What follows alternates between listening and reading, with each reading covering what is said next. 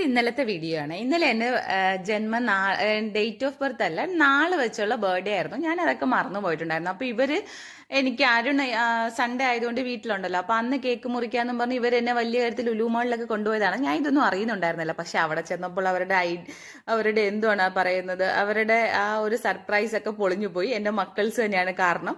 രണ്ടുപേർക്കും dream cake വേണം. അരുൺ അതിൽ ഒന്നും റൈറ്റിംഗ്സ് ഒന്നും എഴുതാൻ പറ്റില്ല എന്ന് പറഞ്ഞ് അരുൺ അല്ലാതെയുള്ള ചോക്ലേറ്റ് കേക്ക് ഒക്കെ നോക്കുവാണ്.